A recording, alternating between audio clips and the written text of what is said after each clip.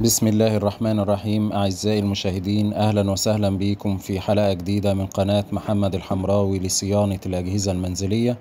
النهاردة إن شاء الله بإذن الله معانا فيديو جديد وهنتعلم حاجة جديدة إن شاء الله بإذن الله. الباب اللي قدام حضراتكم ده باب غسالة LG أوتوماتيك. المشكلة في الغسالة دي يا جماعة كانت قافلة على الهدوم، مش بتفتح. ده ناتج من ان مقبض الباب مكسور. فان شاء الله باذن الله في الفيديو ده هنتعلم ازاي نغير مقبض الباب بكل سهولة. واحدة واحدة ان شاء الله باذن الله هعلمكم في الفيديو ده طريقة فك الباب وتغيير مقبض الباب وتجربة الباب بعد التغيير. فرجاء لو حضراتكم اول مرة تتابعوني يا ريت تتفاعلوا مع القناة وتدعمونا بلايك وشير علشان يصل لحضراتكم كل الفيديوهات القادمة ان شاء الله. طبعا الباب زي ما حضراتكم شايفين كده بيبقى مربوط بعدد من المسامير. بنفك جميع المسامير دي، وطبعا الباب بيبقى راكب كابس لان الباب بيبقى جزئين، فريم داخلي وفريم خارجي.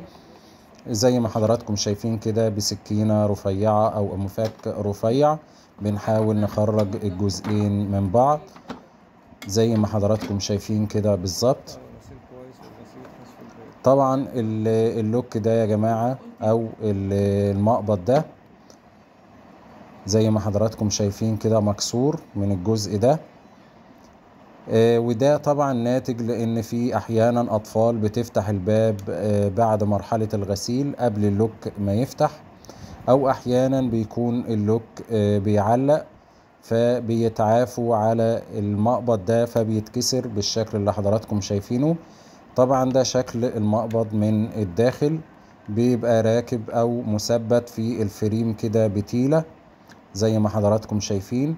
التيلة دي بتبقى معدية من الجزء المثبت في الفريم، وبتبقى معدية من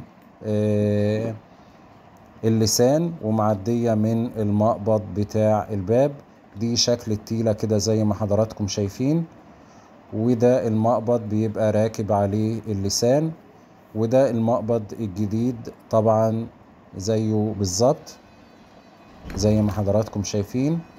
طبعا احنا بننقل لسان الباب كده من المقبض القديم المكسور بنركبه في المقبض الجديد.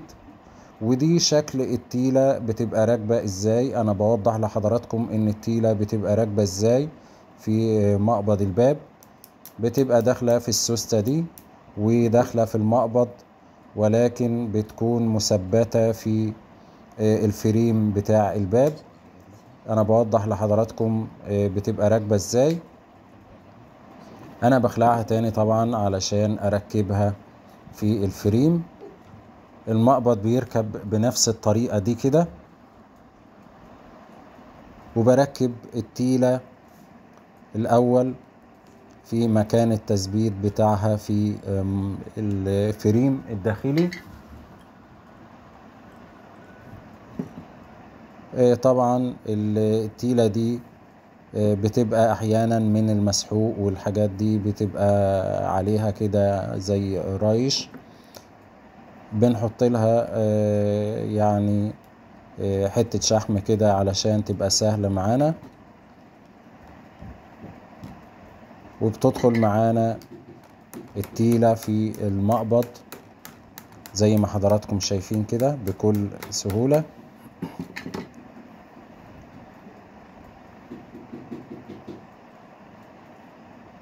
وده شكل عملها او الشكل بعد ما ركبناها.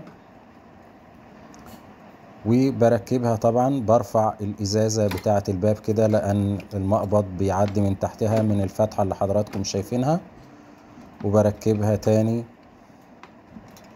والباب زي ما قلت لحضراتكم طبعا بيركب الجزئين بيركبوا في بعض الاول كده كبس، وبعد كده بربط المسامير، ولكن ببيت الازازة كويس زي ما حضراتكم شايفين كده. الجزئين بيركبوا في بعض كبس. بكل سهولة قدرنا ان احنا نغير مقبض الباب. وده طبعا لما بيكون مكسور احيانا الباب مش بيرضى يفتح او اللوك ما بيرقاش يلقط. وده شكل اللسان بعد ما ركبنا المقبض. ودي كانت حلقتنا النهاردة لحضراتكم. ده شكل المقبض القديم وشكل الكسر. يا ريت تكون الحلقة دي نالت إعجابكم وتكونوا استفدتوا بحاجة جديدة منها. والسلام عليكم ورحمة الله وبركاته.